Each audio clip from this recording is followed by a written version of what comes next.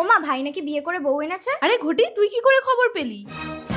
এই যে মহারানী, এত বেলা অবধি ঘুমিয়ে আছো আর মা রান্না করছে? থাক, ডাকিস না ঘটি, বৌমা কাল অনেক রাতে ঘুমিয়েছে।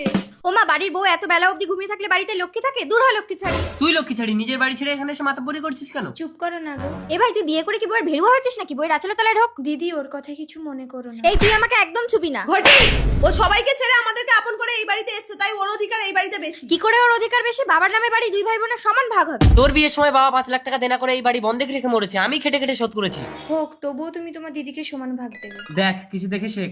তোর বউয়ের নাটক আমি বুঝি না। ও জানে আমি আয়না তো পাবো, তাই ও নাটক করছে। মা, কি হলো? মা, কি হয়েছে আপনার? বাবা মরে যাওয়ার পর বাড়িটা এখন মায়ের নামে। এই সুযোগে মায়ের সেবা করে বাড়িটা আমার নামে লিখিয়ে নিতে হবে।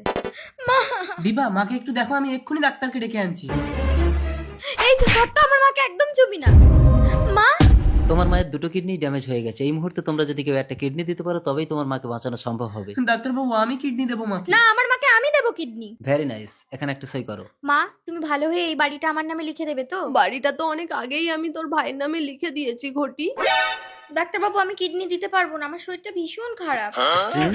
ঠিক আছে ডাক্তার বাবু, আমি কিডনি দেবো, দিন সই করে দিচ্ছি। দাঁড়াও শুভ, তুমি খেটে সংসার চালাবে, আমি তো সংসারের সামান্য কটা কাজ করব। তোমার মাকে কিডনিটা আমিই দেবো। বৌমা, তোমাকে কিডনি দিতে হবে না, আমার কিচ্ছু হয়নি। আমি ডাক্তারের সাথে যুক্তি করে তোমাদেরকে পরীক্ষা করার জন্য এই নাটকটা করেছি। আর এই বাড়িটা আমি এখনো কারোর নামে লিখে দেইনি। তুমি হলে বৌমা নাম্বার 1।